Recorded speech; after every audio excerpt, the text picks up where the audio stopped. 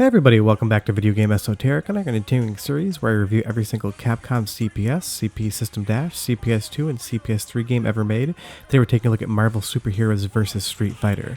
And this game is basically the precursor to Marvel vs. Capcom, but as opposed to Marvel vs. Capcom where they took characters from all of the Capcom series and put them in, this is exclusively just going to be involving Street Fighter characters. But obviously considering how good the Marvel vs. Capcom series is, considering this is the precursor, of course, you're going to be having a really fun experience as well. And this is basically after X-Men vs. Street Fighter, so they started bringing in more Marvel characters. So you can kind of see Capcom progressing in that strategy of kind of doing those crossover fighting games. But at the character selection screen here, we have a pretty decent roster. It's not the biggest in the world. It's definitely going to get larger once you get to Marvel vs. Capcom. But in these earlier games, of course, always, the roster is a little bit thinner because they're redrawing sprites and creating new characters. What I've loved so much right off at the beginning of the game is just how big these sprites are. Blackheart here basically fills 2/3 of the screen and everything is running super well.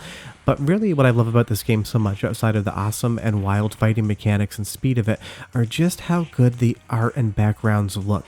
This looks like a comic book panel. Obviously, you know, bringing over Marvel, you're dealing with a lot of comic book properties. This was before the entire cinematic universe with all the films. But this really does just look like a comic book come to life. You have that cop in the background there, waving his hands while there's a dog growling at the fighters. Everything just looks exactly like a comic book would come to life, even better than Comic Zone on the Sega Genesis. Obviously the CPS being more powerful pulls it off better, but I've just always loved the distinct art style of this game. But obviously we're playing a fighting game, so honestly the number one thing we want to talk about is just how well it performs. And I absolutely love this game, even if I'm not anywhere near as good at it as Marvel vs. Capcom. This is just the first match here, and I'm already struggling a little bit. I think I had this on hard difficulty from the last time I had played it, but you can see here Zangief is just going to absolutely destroy me. And normally I play as M. Bison, but Spider-Man was a random pick. But this game just has so much going on at once between the two-player tag battle action and everything else. It's just a wild game, and you'll see there I tried to pull a super off, but of course I missed. Zangief jumped over me at the last second, and you're definitely going to end up in situations where you do whiff your supers because everything is moving so incredibly fast. But once you get used to that speed, the game really does open up and it becomes a ton of fun. Now, would I play this over Marvel vs. Capcom? I would probably say Marvel vs. Capcom is more to my liking versus Marvel vs. Street Fighter, but it's just one of those things. People seem to like different games. So let's switch it up a little bit here. We'll go classic Street Fighter, just leaving the Marvel characters off to the side. And I would say outside of Marvel vs. Capcom 2, generally I choose the Street Fighter characters because they're just a little bit more of what I know between Street Fighter 2 and Street Fighter Alpha, that entire series. But again, we just have an absolutely beautiful looking stage with so much action going on, and I will say, this game moves incredibly fast. You can see within 10 seconds I've already taken half of Sakura's life bar down. Matches can either last really long periods of time after you're trading blows back and forth, or they can be done in 45 seconds if you're playing well. Of course, like any fighting game, it's going to open up a lot more when you have somebody else playing with you, because there's only so much the AI is capable of. If you set the difficulty down too low, they basically do nothing but block and they're infinitely destroyable. And if you set the AI higher, if you don't play these games constantly, you're going to struggle a little bit to be able to beat them. But I would say pulling off special moves in this game is relatively easy. When you put easy mode on, you'll see there in the top left hand corner, because for some reason I've always had issues with inputs on this every once in a while. So to make it more visually interesting, you can pop over to easy mode. And there's nothing wrong with that. You can play the game however you want. It's totally subjective to you. I like easy mode every once in a while if I just feel like checking it out, and for a review series here, it's perfect.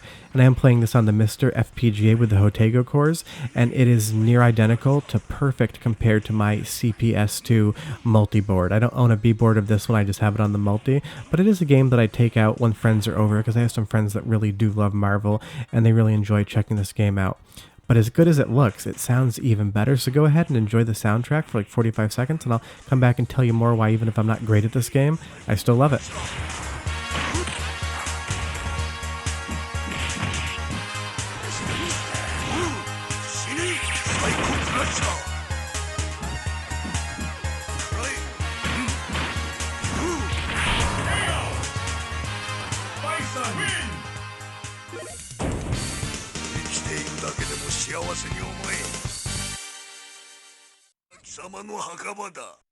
Ready. Fight!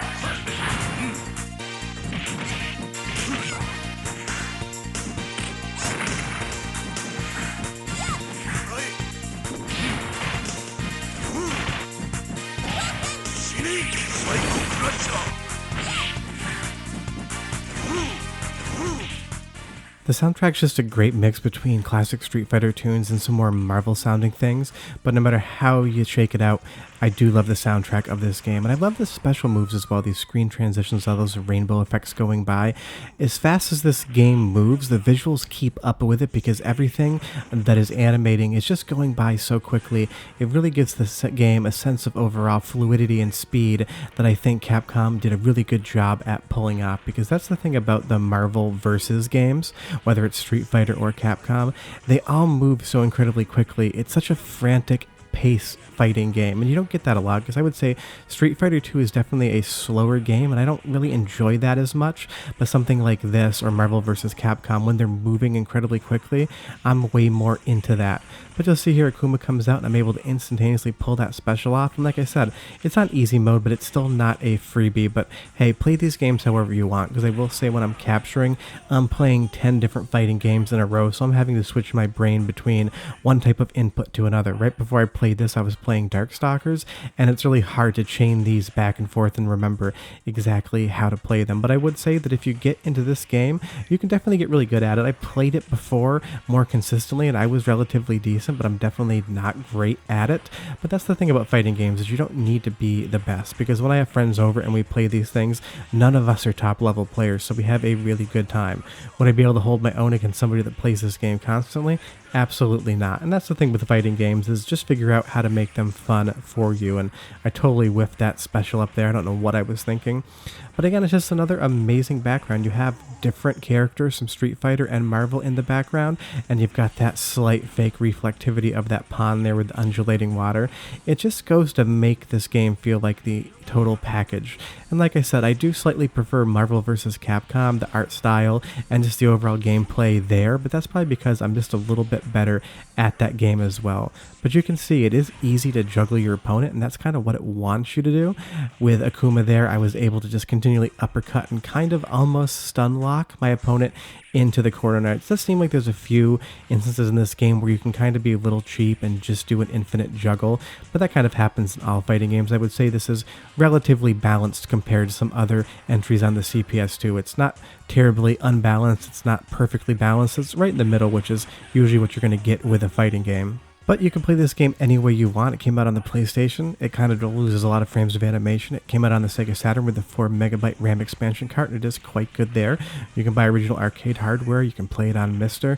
There's a ton of ways to play this game. And it's a little bit of a bummer that Capcom doesn't make these crossovers anymore near as frequently as they used to, and I'm sure that's down to the fact that when these games were made, Street Fighter was a lot larger of a property than Marvel ever was, even if the comic books were popular.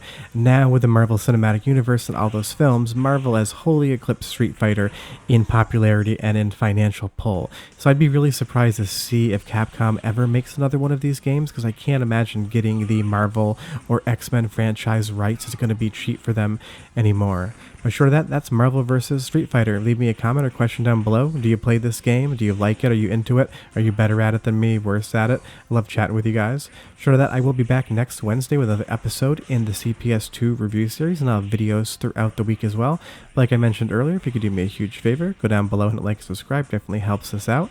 And you'll see here that Hulk is going to continually smash and get smashed. I really do love this game. It's just so quick and so visually interesting, and everything's always going on. Unfortunately, we're going to take a loss at the end, but we'll see you guys next time.